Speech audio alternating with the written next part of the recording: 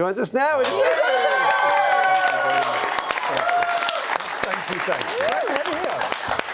So, in this show, you're going to be telling a lot of life stories and so on. That sort of thing. Mm-hmm. Yes. Please tell us that. Have Australians left any impression on you over Have Australians? Yes. Well, since I first came here, yes. In 1981, when all round here was green fields, I actually went to Perth as the first place. I was with my friend Hugh Laurie and Emma Thompson, who they won't mean anything to you. They've disappeared. It's a dustbin of history. But we were students together, and we were young, and we were hopeful.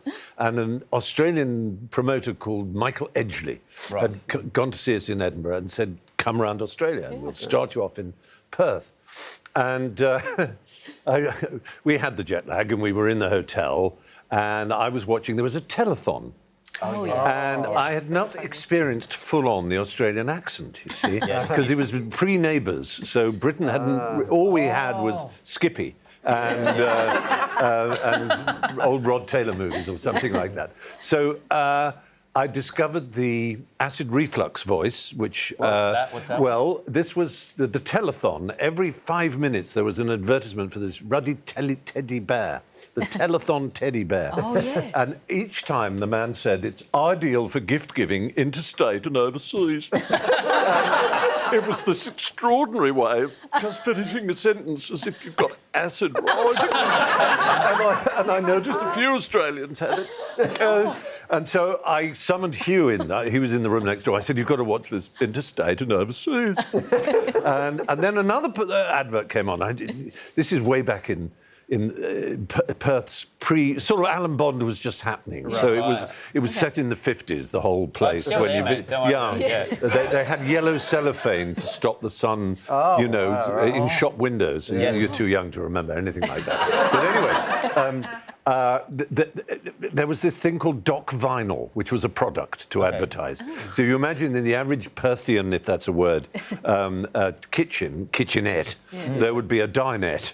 And there would be a bonquette. And you lean against the bonquette and you might accidentally rip it. And that was the advert, would be showing a ripped piece of vinyl. And a voice off the camera would say, "Aye, nay." And then Doc Vinyl would arrive. So I said to Hugh, "Take a pencil and a piece of paper. I think it's 17 vowel sounds in the two words, oh no. I think there are 17 different vowels and we've got to count them. Aye, nay."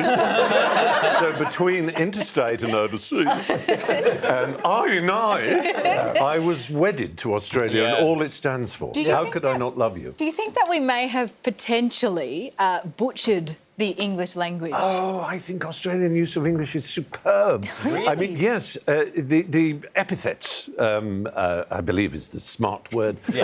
I mean, for example, a lot of them have entered the language. A lot of them are from Barry Humphries. Point Percy at the porcelain and things like that, which, and the trouser snake. And, most of them are below the waist, it has to be We said. have a certain cultural vision. We won't even talk about the pigskin bus. Which is a description of something that he managed to find. But it is, you just, and of course you have your own words like daggy and dunny.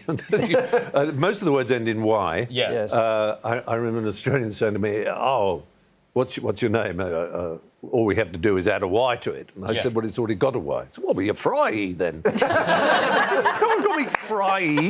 It's just stupid. He said, "No, that's your name, Fry." There are other options. Frizer. Frizer would have worked. Frizer would have worked better. Frizo. Frizo would have been. Frizo. Frizo. Frizo. Frizo. Yeah. Oh, I wish. Now I know. Do you have a nickname? Look, I'm not that close with people to get that. They normally address me by my first, middle, and last name. Oh, fair enough.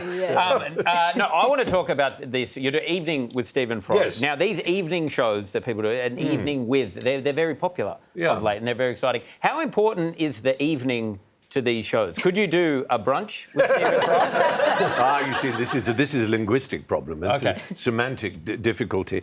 I'm using evening as a verb, as a present participle. Right. Yes. I'm evening out.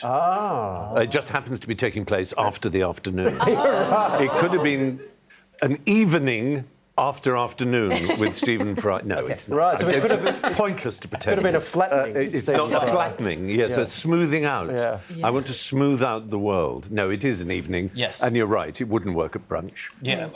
No, I'm not really at my best until at least 7 in the evening. So that's when we do the Perfect, show. yes. And I hope... No, what it is, you know, as you say, an evening with is a very popular format. And I think it's that you don't... You know, if I said it was a stand-up, I probably will stand up, but it's not actual stand-up in that sort of, you know, that way. Yeah. Have you noticed? Have you noticed? Yeah, I do that all the Do you like Stephen Fry just pillaring your art Yeah, form? it's a beautiful and harrowing thing at the same time. I'm just, you know, but one hopes it is amusing. And also, with the use of, I'm sure you're familiar with quick response codes. Yeah. What this is demonstrating is that you didn't know that QR code stood for quick response Oh, code. yeah. It's just a quick, Right. a quick response. Quick response, yeah. QR. Oh, so yeah, I see what you're saying now. a QR code. There'll be QR codes in the lobby and QR codes in the programs and in the interval, so that people can ask me questions. They ask you questions. Yeah. People answer. That's why What a show. you were stuck on QI. My first That's question, what what's you a were QR doing. code? QR. Well, a small number of tickets remain for an evening, a flattening with Stephen Fry. All the information's on our website. Please thank Stephen Fry.